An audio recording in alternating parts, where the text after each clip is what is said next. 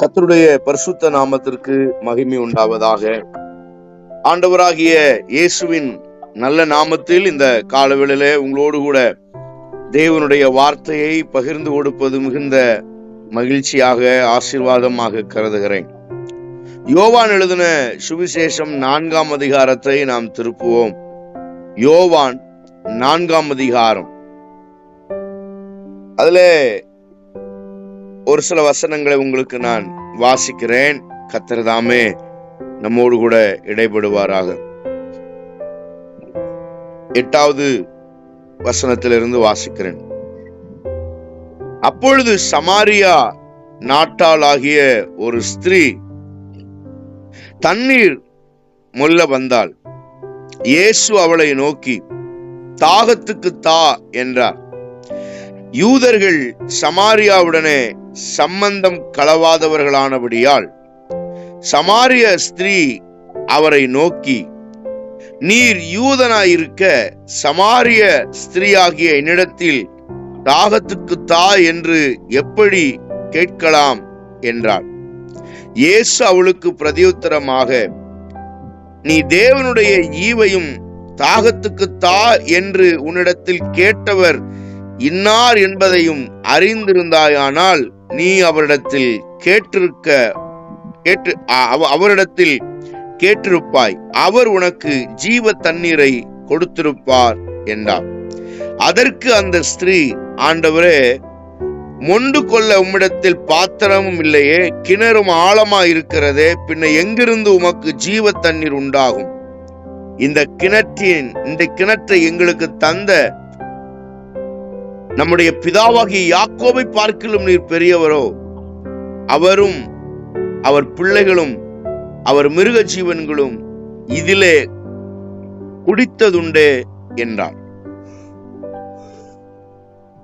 பிரியமானவர்களே, இயேசு கிறிஸ்து எருசலேமிலிருந்து கலிலேயாவுக்கு பிரயாணமாய் போகிறார். கலிலேயாவுக்கு போக வேண்டுமானால் எருசலேமிலிருந்து அநேக வழிகள் உண்டு.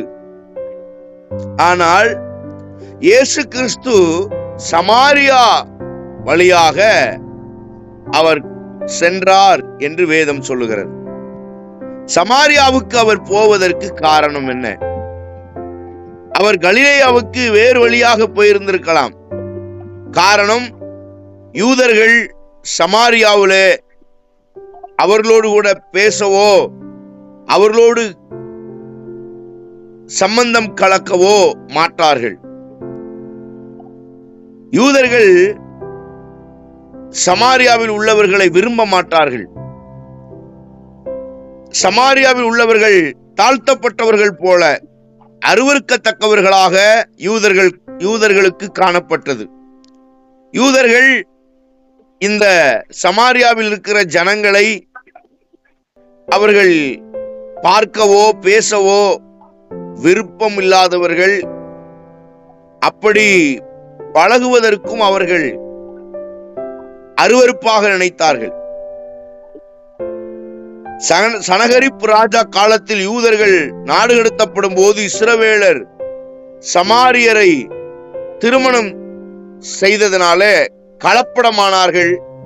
அதன் மூலமாய் யூதர்களுக்கு அவர்கள் அருவருப்பாக தோன்றப்பட்டார்கள். அருமையான தேவனுடைய பிள்ளைகளே, சமாரியாவுக்கு அப்படிப்பட்ட ஒரு இடத்திற்கு தாழ்த்தப்பட்ட அருவருக்கப்படத்தக்க ஜனங்கள் இருக்கிற இடத்துல இயேசு கிறிஸ்து அங்கே போனார். காரணம், ஒரே ஒரு சகோதரியை மனம் திரும்ப பண்ண, அவளை ரட்சிக்க, அவளை தொட, அவளுடைய வாழ்க்கையை மாற்ற ஆண்டவர் விரும்பினார். பிரியமானவர்களே, வேதம் சொல்லுகிறது, 100 ஆடு வைத்திருந்தான். அதுல 1 தொலைந்து போனதுனால 99ஐயும் விட்டு அந்த 1ஐ தேடி அந்த மெய்ப்பன் ஓடினான் என்று வேதம் சொல்லுகிறது. அதுபோல இயேசு கிறிஸ்து 99 ஆடையும் விட்டு ஒரே ஒரு தொலைந்த சமாரிய ஸ்திரீயை தேடி அவர் வந்த தேவனாயிருக்கிறார். அவர் அதிகம் நேசிக்கிறவர். ஒரு மனுஷனுக்காக அவர், ஒரு மனுஷனுடைய மனம் திரும்புதலுக்காக, ஒரு மனிதனுடைய ரட்சிப்புக்காக, ஒரு மனிதனுடைய மனமாற்றத்துக்காக ஆண்டவர் நாடு கடந்து வருகிறவர், கடல் கடந்து வருகிறவர். அதுபோல இந்த சமாரிய ஸ்திரீயை சந்திக்க, அவருடைய வாழ்க்கையில மறுவாழ்வு தருவதற்கு, அவருடைய வாழ்க்கையை மாற்ற ஆண்டவர் அவர் பிரயாணம் பண்ணி பிரயாசப்பட்டு சமாரியாவுக்கு வந்தார். அருமையான தேவனுடைய பிள்ளைகளே, எப்பொழுதுமே அன்றிலிருந்து இன்று வரை எல்லாரும் சொல்லுவது பெண்கள் பலவீனமானவர்கள்,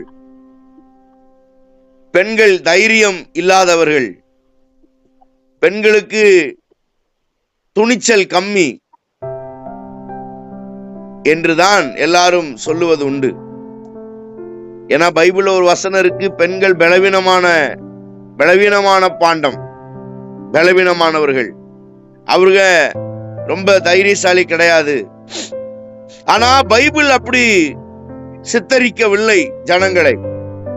பெண்களை ஆண்டவர் அப்படி சொல்லல. அவர்கள் பலவீனமா இருப்பாங்க, அவங்க ரொம்ப கஷ்டப்பட்டவங்க, அவங்களால எதையும் தைரியமா செய்ய இல்ல, கிடையவே கிடையாது. நீங்கள் எக்ஸாம்பிளுக்கு பாருங்களேன், ஆதியாகமத்துல நீங்க வாசித்தீங்கன்னா ஆதாமை உண்டாக்கினார். ஆதாமை உண்டாக்கி ஆதாமுக்கு துணையாக, ஆதாமுக்கு ஏற்ற துணையாக ஏவாளை உண்டாக்கினார். அப்ப துணை என்றால் என்ன?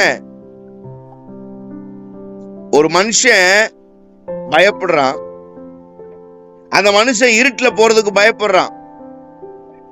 உடனே நாம அந்த மனுஷனுக்கு துணையாக ஒரு நபரை அனுப்புவோம். துணைக்கு அனுப்புற ஆளு பயந்த ஆளை அனுப்ப மாட்டோம், பயப்படுற ஆளு அப்படிப்பட்ட ஆளை அனுப்புறது இல்ல. ஏன் அப்படின்னா ஏற்கனவே இவன் பயந்த ஆளு. பயந்த ஆளுக்கு துணைக்கு பயந்த ஆள் அனுப்பாம, ஒரு பயந்த ஆள் இருந்தா அவனுக்கு துணைக்கு தைரியமான ஆளை தான் அனுப்புவோம். அப்போ ஒரு ஆணானவன், அதாவது ஆதாம் கொஞ்சம் பயந்த சுபாவமா இருந்ததுனால அவனுக்கு ஏற்ற துணையாக தைரியமா இருக்கிற ஒரு ஏவாளை கர்த்தர் அவனுக்கு துணையாக வைத்தார். புரிந்து கொள்ள வேண்டும். அப்போ வேதம் என்ன சொல்லுகிறது? ஆதாமுக்கு பயம் இருந்ததுனால அவனுக்கு தைரியமா இருக்கிற ஏற்ற துணையா இருக்கிற ஏவாளை கர்த்தர் உண்டாக்கினார். அதனால பெண்கள் பலவீனமானவர்களோ அல்லது பயந்த சுபாவம் உள்ளவர்களோ அவர்களால் எதையும் செய்ய முடியாது, அப்படி கிடையாது. அவர்கள் தைரியம் உள்ளவர்கள். நீங்கள் பைபிள்ல எங்க பார்த்தாலும் சரி, பெண்கள் எங்கேயும் பயப்படவே கிடையாது. இயேசு கிறிஸ்து மரித்து அடக்கம் பண்ணப்பட்ட பொழுது 3ஆம் நாள் அதிகாலையில எழுந்து, இருட்டோட எழுந்து கல்லறைக்கு போனது பேதுரு அல்ல.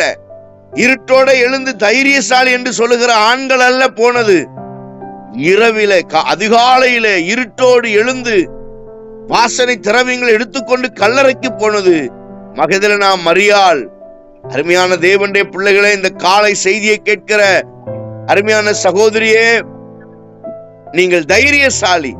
உங்களுக்கு கர்த்தர் கொடுத்திருக்கிற பலன் அதிகம், நீங்க எதையும் சாதிக்க முடியும். பிரியமானவர்களே, உங்களை ஆண்டவர் அப்படித்தான் படைத்திருக்கிறார். உலகம் சொல்லலாம் நீங்க பயந்தாங்களி, உலகம் சொல்லலாம் நீங்க பலவீனமானவர்கள், உலகத்துல இருக்கிற உங்க கணவன் சொல்லலாம், உங்க பிள்ளைகள் சொல்லலாம் பயந்தாங்களின்னு சொல்லலாம். இல்ல, நீங்கள் தைரியசாலி என்று வேதம் சொல்லுகிறது. பைபிள்ல எங்க பார்த்தாலும் ஆண்டவர் முக்கியமான காரியங்கள் எல்லாம் பெண்களை கொண்டே கர்த்தர் அந்த காரியங்களை வெளிப்படுத்துகிறார். பெண்களுக்கு பைபிள் முக்கியத்துவம் கொடுக்கிறது. ஞாயிற்றுக்கிழமை மகளிர் தினத்தை கொண்டாடினீர்கள். ஆனால் அந்த நாளில் நீங்கள் புரிந்து கொள்ள வேண்டும், ஆண்களை விட பெண்களை தேவன் அதிகமாக உபயோகப்படுத்தி இருக்கிறார். பெண்களை அதிகம் உபயோகப்படுத்தி இருக்கிறார். சபிக்கப்பட்ட பூமியாய் இருந்த இந்த தேசத்தை, ஏவாள் மூலமாய் சபிக்கப்பட்ட இந்த பூமியை அதே மாதிரி ஒரு பெண்ணா இருக்கிற மரியாளை கொண்டு அந்த சபிக்கப்பட்ட பூமியை ஆசீர்வாதமாக்கினார். பிரியமானவர்களே, ஒரே ஒரு சமாரிய ஸ்திரியை சந்திக்க இயேசு கிறிஸ்து கடல் தாண்டி சமாரியாவுக்கு வந்தார். அவரிடத்தில் ஆண்டவர் கேட்டது என்ன? தாகம் இருக்கிறது, எனக்கு தாகத்திற்கு தண்ணீர் கொடு என்று கேட்டார். உடனே அவ சொல்றா, இது யாக்கோபு இந்த கிணற்றை எங்களுக்கு தந்த நம்முடைய பிதாவாகிய யாக்கோபை பார்க்கலும் நீர் பெரியவரான்னு கேட்கிறா.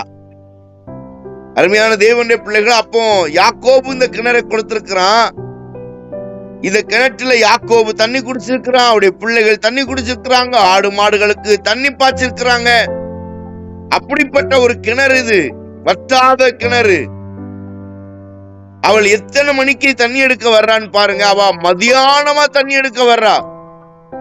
ஒரு ஸ்திரீ, அதாவது ஒரு பெண்கள் தண்ணி பிடிக்க போவாங்க. எப்ப போவாங்க? ஒண்ணு காலையில, இல்லைன்னா சாயங்காலம். யாரும் மத்தியானம் தண்ணி பிடிக்க மாட்டாங்க. அப்போ இவள் மத்தியானம் வருகிறாள் என்றால் இவள் தீட்டானவள். இவளை யாரும் பார்க்கிறது இல்லை, யாரும் இவளை தேடுகிறது கிடையாது. இவள் தள்ளப்பட்டவள், இவள் நடவடிக்கை சரியில்லாதவள், இவள் நடத்தை சரியில்லாதவள், நடத்தை கட்டவள். அதனால இவ மத்தியான நேரத்துல யாரும் இல்லாத போது அவள் தண்ணீர் முள்ள வருகிறாள். அதைவிட முக்கியமாக இயேசுவிடத்துல பேசும்போது சீஷர்கள் கூட யோசித்திருக்கிறார்கள், இந்த பாவியான ஸ்திரீயோடு இயேசு பேசிக் கொண்டிருக்கிறாரே. பிரியமானவர்களே, ஒருவேளை இந்த காலவேளையிலே உங்களை உதாசீனப்படுத்தியிருக்கலாம், தள்ளி வைத்திருக்கலாம், ஒதுக்கி வைத்திருக்கலாம், தவறானவர்கள் என்று உங்களை முத்திரை குத்தி இருக்கலாம், நீங்கள் சரியில்லாதவர்கள் என்று சொல்லி இருக்கலாம், நீ ஆகாதவள் என்று சொல்லி இருக்கலாம். ஆனால் புரிந்து கொள்ளுங்கள், உங்களை தேடி கர்த்தர் இந்த காலவேளையில வந்திருக்கிறார். நம்முடைய வாழ்க்கையை மாற்ற வந்திருக்கிறார். அருமையான தேவனுடைய பிள்ளைகளே, தள்ளப்பட்டவர்களை தேடிதான் இயேசு வருகிறார். அதுதான் வேதம் சொல்லுகிறது, ஆகாதென்று தள்ளின கல் தான் மூளைக்கு தலைக்கல் ஆயிற்று. இந்த காலை வேளையில கர்த்தருடைய வார்த்தை உங்களுக்கு நேராக வருகிறது. தள்ளப்பட்டவர்களை நேசிக்கிற ஒரு கர்த்தர் இருக்கிறார். இந்த சம்பவத்தில் இருந்து நாம் ஒரு 3 காரியத்தை நாம் சிந்திப்போமாக. ஆண்டவர் ஒரு மனிதனை சந்திக்கும் போது அந்த மனிதனுக்கு தேவன் 3 காரியத்தை அவர் செய்கிறார். முதலாவது, இந்த சகோதரியை சந்தித்து சமாரிய பெண்ணை சந்திக்கும் போது அவர் எப்படிப்பட்ட தேவனாக தன்னை வெளிப்படுத்துகிறார் என்றால், அவர் தாகம் தீர்க்கிற தேவனாக தன்னை வெளிப்படுத்துகிறார். இயேசு கிறிஸ்து தன்னை வெளிப்படுத்தும் போது தாகம் தீர்க்கிறவராக. அது எப்படிப்பட்ட தாகமா இருக்கலாம் உங்களுடைய வாழ்க்கையில்? யோவான் 4:10 சொல்லுகிறது, இயேசு அவளுக்கு பிரதியுத்தரமாக, நீ தேவனுடைய ஈவையும் தாகத்துக்கு தாய் என்று உன்னிடத்தில் கேட்டவர் இன்னார் என்பதை அறிந்திருந்தாயானால் நீயே அவரிடத்தில் கேட்டிருப்பாய், அவர் உனக்கு ஜீவ தண்ணீரை கொடுத்திருப்பார் என்றார். அருமையான தேவனுடைய பிள்ளைகளே, இயேசு கிறிஸ்து ஜீவ தண்ணீர் தருகிறவர். அவர் ஒவ்வொரு மனிதனுடைய தாகத்தை தீர்க்கிறவர். அவளுக்கு இவர் யார் என்று தெரியல, இவரை யார் என்று அவர் அறியாமல் இருந்தால், இந்த காலவேளையில நீங்கள் ரட்சிக்கப்பட்டிருக்கலாம், சபைக்கு போகலாம், ஆனால் அவர் தாகம் தீர்க்கிற ஒரு தேவன், ஜீவ தண்ணீர் தருகிறவர் என்பதை நீங்கள் அறியாமல் இருக்கலாம். அவ சொல்றா, பாத்திரம் இல்ல, கிணறு ஆழமா இருக்கிறது, எப்படி உங்களுக்கு நான் தண்ணி கொடுக்க முடியும்? நீர் யாக்கோபோட பெரியவரா? பல கேள்விகளை அவரிடத்தில் கேட்கிறாள். ஏன்னா அவர் யார் என்பதை அவள் அறியாமல் இருந்தாள். ஆனால் அவர் யார் என்பதை நீங்கள் இந்த காலவேளை அறிந்து கொள்ளுங்கள். அவர் தாகம் தீர்க்கிற தேவனாயிருக்கிறார். உங்களுடைய தாகத்தை தீர்க்கிறவர். அது என்ன விதமான தாகமா இருந்தாலும் சரி, அந்த தாகத்தை தீர்க்க தேவன் உண்மை உள்ளவராயிருக்கிறார். 14:15 சொல்லும் போது, நான் கொடுக்கும் தண்ணீர் அது ஒரு காலம் அதை குடிக்கிறவனுக்கு திரும்ப தாகம் எடுக்காது. அவ சொல்ற, ஆண்டவரே ஆண்டவரே அப்படின்னா கடவுளே அப்படி சொல்ல. பழைய ஏற்பாட்டு காலத்துல ஆண்டவரேனா ஐயா என்பது பொருள். அதனாலதான் ஆபிரகாம பார்த்து அவன் மனைவி சொன்னா, ஆண்டவரே, ஆண்டவனே, ஐயா, கடவுள் என்று சொல்ல, ஐயா, ஆண்டவனே. இவ சொல்றா, முதல்ல ஐயான்னு கூப்பிடுறா, ஐயா எனக்கு அந்த தண்ணீரை தாங்க. ஏன்னா நீங்க சொல்லிருக்கீங்க இந்த தண்ணியை குடிச்சா தாகமே திரும்ப எடுக்காதுன்னு. அப்ப அந்த தண்ணீர் எனக்கு தேவை. ஏன்னா ஜனங்கள் மத்தியில தள்ளப்பட்டவர்களாய், உதாசீனப்படுத்தப்பட்டவர்களாய், யாரும் பார்க்காம மத்தியான நேரத்துல வந்து நான் தண்ணி எடுக்க வேண்டியதுக்கு டெய்லி வெயில்ல வந்து, ஒருவேளை நீர் கொடுத்து அந்த தண்ணி இருந்துச்சுன்னா திரும்ப தாகம் வராம இருக்கணும், நான் வீட்டிலே இருந்துருவேனே, ஐயா அது எனக்கு கொடுங்க.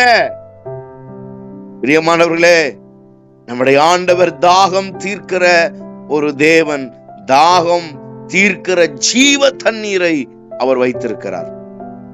அது எந்தவித தாகமா இருந்தாலும் அவர் தீர்க்க வல்லவராயிருக்கிறார். எல்லா தண்ணீரை போல அவர் நமக்கு தண்ணீர் தரவில்லை. அவர் தருகிறது ஜீவ தண்ணீர். அந்த தண்ணீர் இருதயத்தில் ஊற்றப்பட வேண்டிய தண்ணீர், இருதயத்தை மாற்றக்கூடிய ஒரு தண்ணீர், தாகத்தை தீர்க்கக்கூடிய தண்ணீர். அந்த தண்ணீர் பணத்தால் வாங்க முடியாது.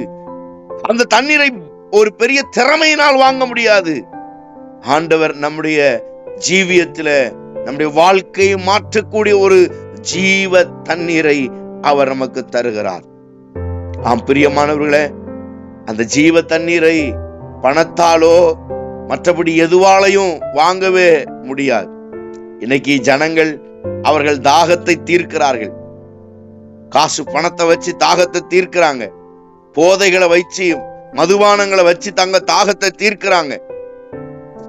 அருமையான தேவனுடைய பிள்ளைகளை, சினிமா உலகம், தியேட்டரா ஜனங்கள் அலைந்து தங்களுடைய தாகத்தை தீர்க்கிறார்கள்.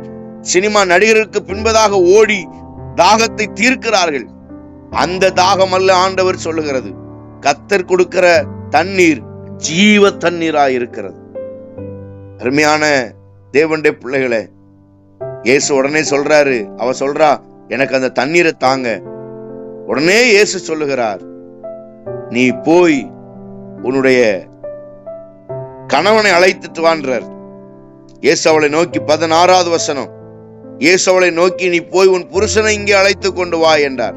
அதற்கு அந்த ஸ்திரீ, எனக்கு புருஷன் இல்லை என்றால். உடனே இயேசு அவளை பார்த்து சொல்லுகிறார், நீ சொல்லுவது உண்மைதான். உனக்கு 5 புருஷர்கள் இருந்தார்கள், இப்பொழுது இருக்கிறவனும் உன்னுடைய புருஷன் அல்ல என்று அவருடைய கேரக்டரை, அவ என்ன நிலைமையில இருக்கான்னு அவளை காயப்படுத்தாம அவள் குற்றங்களை உணர்த்துகிற ஒரு கர்த்தர். அவளை காயப்படுத்தாம பேசுறார். நீ ஒரு வேசி, நீ ஒரு விபச்சாரக்காரி, நீ அநேகருடைய வாழ்க்கையை கெடுத்தவா, அப்படிலாம் காயப்படுத்தல, குத்தப்படுத்தல. இந்த உலகத்துல எல்லாரும் குற்றப்படுத்துவாங்க, ஒரு மனுஷனுடைய தவறுகளை சொல்லி அவனை காயப்படுத்துவாங்க. ஆனா ஆண்டவர் அப்படிப்பட்டவர் அல்ல. காயப்படுத்தல, குத்தி காமிக்கல, அவங்க தனிப்பட்ட வாழ்க்கையை சீண்டி அவங்களை கஷ்டப்படுத்தல. அவர் சொன்னாரு, உண்மைதான் ஸ்திரிய பாச, உண்மைதாம்மா, ஏற்கனவே உனக்கு 5 புருஷர்கள் இருந்தார்கள், இப்பொழுது இருக்கிறதும் உன்னுடைய புருஷன் அல்ல. உடைய கேரக்டர் ஆண்டவர் சொல்றார். உடனே அவ சொல்றா, 19வது வசனம், அப்பொழுது அந்த ஸ்திரீ அவரை நோக்கி, ஆண்டவரே, நீ தீர்க்கதரிசி என்று காண்கிறேன். முதல்ல ஐயான்னா, 2வது அவரை தீர்க்கதரிசின்றா. வெளிப்பாட பாருங்க, கொஞ்சம் கொஞ்சமா, ஒவ்வொரு ஸ்டெப்பா அவர் எப்படிப்பட்டவர் என்பதை இந்த ஒரு தள்ளப்பட்டவள் புரிந்து கொள்ளுகிறாள். இந்த காலவேளையிலே கர்த்தர் யார் என்பதை நீங்களும் நானும் முதலாவது அறிந்து கொள்ள வேண்டும். அவர் எப்படிப்பட்டவர், அவர் நமக்கு என்ன செய்கிறார். அவர் தாகம் தீர்க்கிற தேவனா இருக்கிறார். முதலாவது அவர் தாகம் தீர்க்கிறவர். அப்படி தாகம் நம்மளுக்கு தீர்க்கணும்னா நாம் யார் என்பதை அவர் நமக்கு வெளிப்படுத்துகிறார்.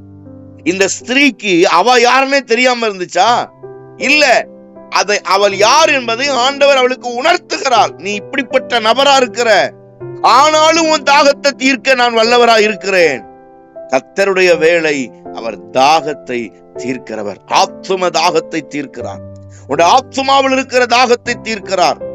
1000 பணம் இருந்தாலும், பொருளாதாரம் இருந்தாலும், உன்னுடைய வாழ்க்கையில நிம்மதி இல்லாம இருக்க, சமாரிய ஸ்திரியே, உன் கையில காசு இருக்கு, பணம் இருக்கு, ஆனா உன் வாழ்க்கையில நிம்மதி இல்ல. உன் வாழ்க்கை வேசித்தனத்தினால, விபச்சாரத்தினால நீ கஷ்டப்பட்டு இருக்க. அநேகர் உன் வாழ்க்கையை கொள்ளடிக்கிறாங்க, அநேகர் ஓ மூலமா சந்தோஷப்படுறாங்க, ஆனா ஓ வாழ்க்கையில நிம்மதி இல்ல. ஓன் தாகடங்கள, உனக்கு தாகமா இருக்கிற, உனக்கு தண்ணீர் எவ்வளவு தண்ணீர் நீ எடுத்தாலும் உன்னுடைய ஆத்ம தாகத்தை, ஆத்மாவுக்கு தேவையான ஜீவ தண்ணீரை கொடுக்க யாரும் கிடையாது.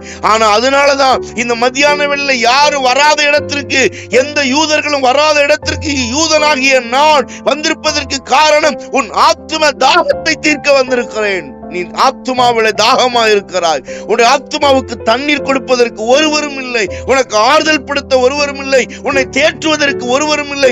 நீ புறக்கணிக்கப்பட்டிருக்கிறாய், நீ தள்ளப்பட்டிருக்கிறாய், நீ ஒதுக்கப்பட்டிருக்கிறாய், நீ எல்லாராலும் புறக்கணிக்கப்பட்டிருக்கிற ஸ்திரீயா இருக்கிறாய். அதனால உன்னை தேடி எவரும் வராத இடத்திற்கு யூதனாகிய நான், உலக இரட்சகராய் இருக்கிற நான் வந்திருக்கிறதுனால என்ன காரணம் என்றால், உனக்கு ஜீவ தண்ணீரை தரும்படியாக ஆமென் நான் வந்திருக்கிறேன் என்று சொன்னாரே.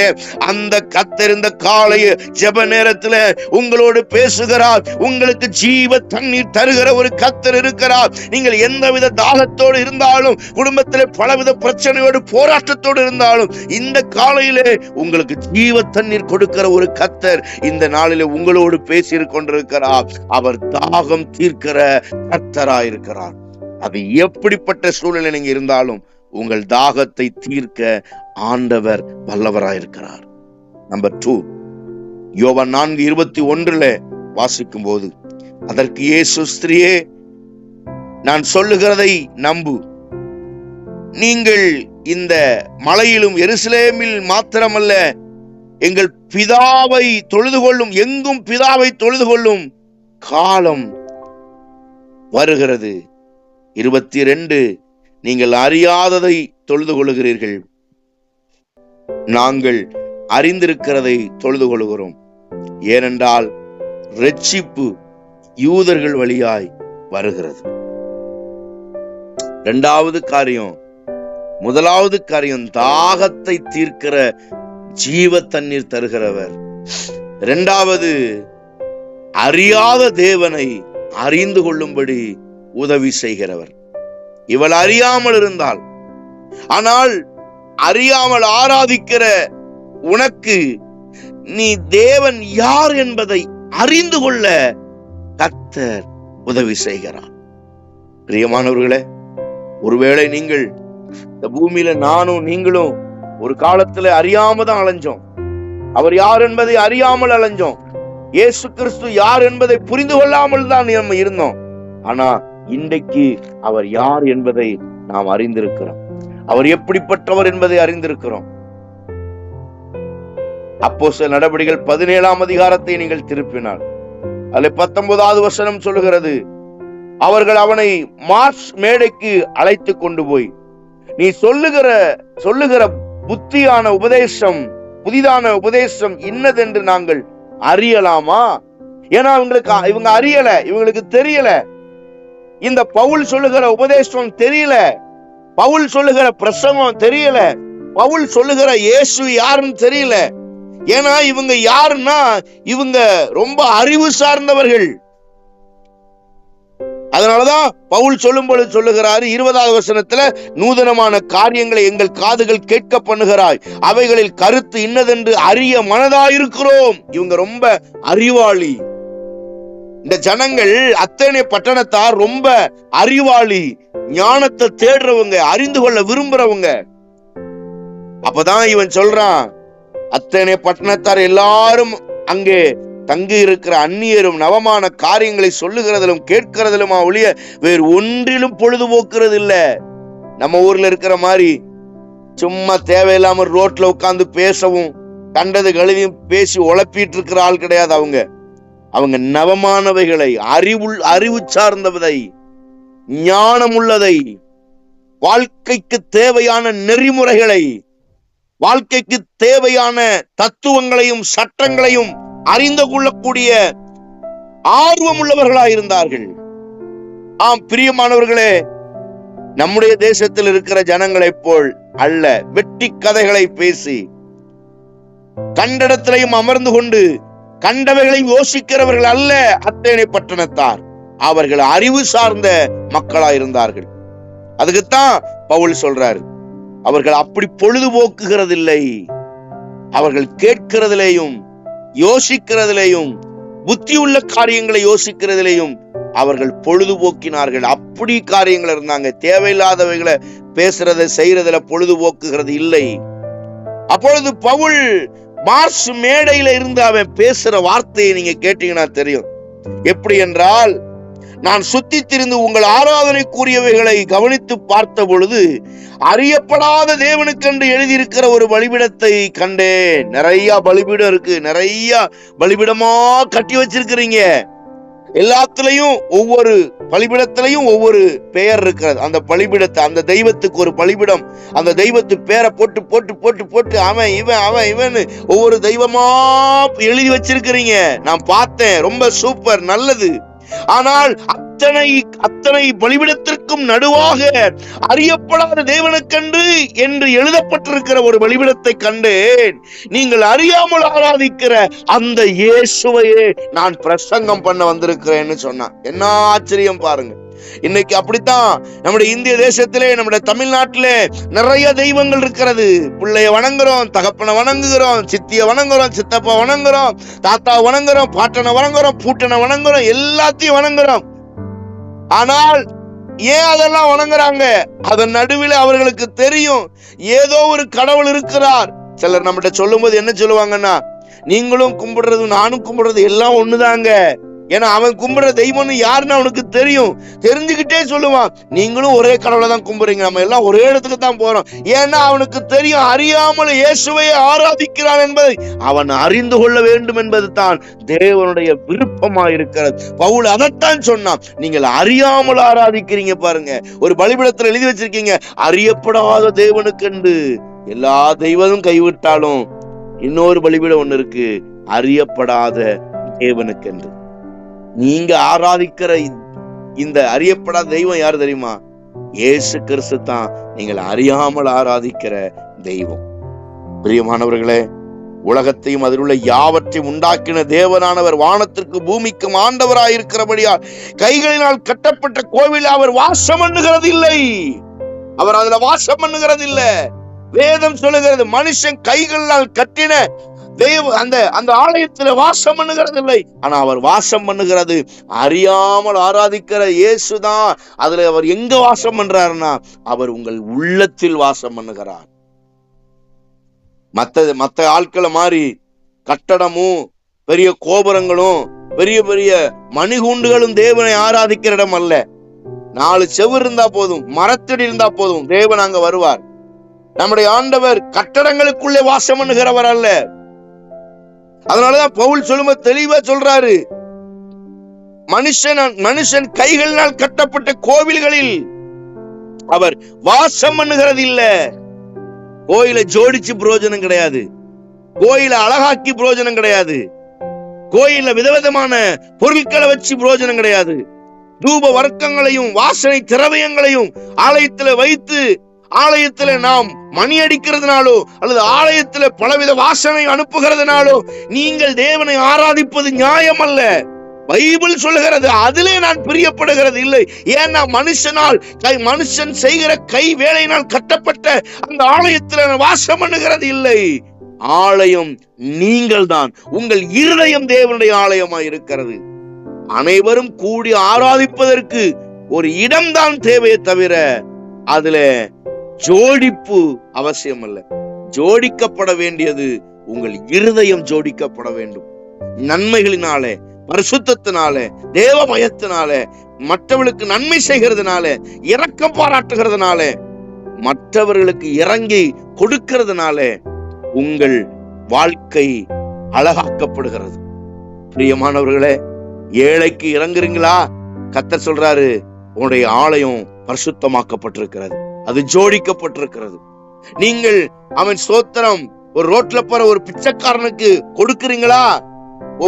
உங்களுடைய ஆலயம் ஜோடிக்கப்படுகிறது, உங்கள் ஆலயம் வாசனைப்படுத்தப்படுகிறது, உங்கள் ஆலயம் சுத்தமாக்கப்படுகிறது. அதனால கட்டடங்களையோ அதையும் இதையும் நீங்க அழகாக்குறதுனால பிரயோஜனம் இல்ல. உங்கள் இருதயமாகிய கட்டிடம், இருதயமாகிய ஆலயம் அழகாக்கப்பட வேண்டும். அறியாம இருக்காதீங்க. அவரை அறிந்து அவரை ஆராதிக்க கர்த்தர் இந்த காலவேளையில உதவி செய்வாராக. அருமையான தேவனுடைய பிள்ளைகளே, 25வது வசனம் சொல்லுது, 17:25 அப்போஸ்தலர் நடபடிகள், எல்லாருக்கும் ஜீவனையும் சுவாசத்தையும் சகலத்தையும் கொடுக்கிற அவர் நமக்கு யாதொன்றும் தேவையானது போல மனுஷர் கைகளால் பணிவிடை கொள்ளுகிறதும் இல்லை. அப்ப அர்த்தம் என்ன? நாம தேர்லுக்க வேண்டாம், நாம சப்பரத்தை தூக்கிட்டு அலைய வேண்டாம். ஏன்னா ஆண்டவர் அவருக்கு ஏதாவது ஒரு உதவி தேவைன்னு உங்களை படைக்கல. அவர் உங்களை படைத்த நோக்கம் என்ன? அவரை ஆராதிப்பதுதான் அவருடைய நோக்கம். அதை அறிந்து கொள்ள வேண்டும். இந்த கால வேளையில கடவுளுக்கு நீங்க பணிவிடை செய்ய வேண்டாம், ஆண்டவரை நீங்க தூக்கி சுமக்க வேண்டாம், ஆண்டவர் அபிஷேகம் பண்ண வேண்டாம், அவருக்கு நாம உடைகளை மாற்றி விட தேவையில்லை, அவருக்கு ஆகாரம் ஊட்டி விட வேண்டிய தேவையில்லை, அவரை சுத்தப்படுத்த வேண்டிய அவசியம் இல்லை. அதனாலதான் பைபிள் சொல்லுது, மனுஷர்கள் கைவேளைகளினால மனுஷன் எனக்கு உதவி செய்ய வேண்டிய அவசியம் இல்லை, மனுஷருடைய கையினால் பணிவிடை கொள்ளுகிறதும் இல்லைன்னு சொல்றார். இன்னைக்கு நிறைய தெய்வங்கள் இருக்கிறாங்க இந்த பூமியில, தெய்வங்கள் என்று சொல்லிக் கொண்டிருக்கிறார்கள். அவர்களை இவர்களே சுத்தமாக்குகிறார்கள், இவங்களே குளிப்பாட்டுறாங்க, இவங்களே அதை உடைய உடுத்துறாங்க, இவங்களே அதை தூக்குறாங்க, இவங்களே சுமக்குறாங்க, இவங்களே தெரு தெருவா தூக்கிட்டு போறாங்க, இவங்களே கடைசியில கொண்டு போய் தண்ணியில அடிச்சு அதை கரைச்சி விடுறாங்க. இது அல்ல பைபிள் சொல்லுகிறது. இப்படி தெய்வத்தை அவர்கள், இப்படிப்பட்ட தெய்வம் அல்ல அவர். நான் எவனும் எனக்கு உதவி செய்யவோ யாரும் என்னை குளிப்பாட்டவோ வேண்டிய அவசியம் இல்லை. கர்த்தர் நம்ம படைச்ச நோக்கம் என்ன? அருமை தேவ பிள்ளைகளே, ஔவையார் சொல்லும் பொழுது, படைத்தான் படைப்பெல்லாம் மனுவுக்காக, மனுவை படைத்தான் தன்னை வணங்க. நல்லா கவனிச்சு பாருங்க, கடவுள் நம்மளை படைச்சது ஏன்னு சொல்லி அந்த காலத்திலே சொல்லப்படுது. படைத்தான் படைப்பெல்லாம் மனுவுக்காக, படைத்தான் படைப்பெல்லாம் மனுவுக்காக. அப்படின்னா என்ன அர்த்தம்னா, படைத்தான் உலகம் முழுவதையும் படைச்சான். எதுக்காக அப்படின்னா மனுஷனுக்காக. மனுவை படைத்தான் தன்னை வணங்க. அப்ப என்ன அர்த்தம்? உலகம் முழுவதையும் படைச்சது மனுஷனுக்காக, ஆனா மனுஷனை படைச்சது என்னை ஆராதிக்கும்படி படைச்சிருக்கிறேன்னு சொல்றார். அவரை ஆராதிக்கிறதுக்கு தான் நீங்க, அவரை அழகுபடுத்த கிடையாது. அவரை ஆராதிக்கத்தானே தவிர அவரை நீங்க குளிப்பாற்ற இல்லை. அவரை ஆராதிக்கத்தானே தவிர அவரை நீங்க சுத்தமாக்க வேண்டிய அவசியம் இல்லை. ஏன்னா அவர் நம்மை சுத்தமாக்குகிறார். அவரை ஆராதிக்கத்தான் தவிர அவருக்கு தாகத்தை தீர்க்கிறது இல்லை. ஏன்னா அவர் உங்களுக்கு ஜீவ தண்ணீரை தருகிறார். அவருக்கு தாகம் எடுக்காது. நீங்க அவரை திருப்திப்படுத்த வேண்டாம். அவருக்கு சாப்பாடு ஊட்டணும், அவருக்கு தண்ணி கொடுக்கணும், அவருக்கு இதெல்லாம் இல்லை. ஏன்னா அவர் மனுஷன் கையினால எதையுமே அவர் பெற்றுக்கொள்ளுகிறது கிடையாது. ஏன்னா அவர் நமக்கு தருகிறவர். காலவேளையில செய்தியை கேட்கிற தேவ பிள்ளைகளே, அவர் உங்களுக்கு தாகம் தீர்க்கிறவர். இரண்டாவது, நீங்கள் அவரை அறிய வேண்டும் என்று அவர் விரும்புகிறார். மூன்றாவதாக, கடைசியாக 25வது வசனம் உங்களுக்கு நான் வாசிக்கிறேன். யோவான் 4:25. அந்த ஸ்திரீ அவரை நோக்கி, கிறிஸ்து எனப்படுகிற மேசியா வருகிறவர் என்று அறிவேன்.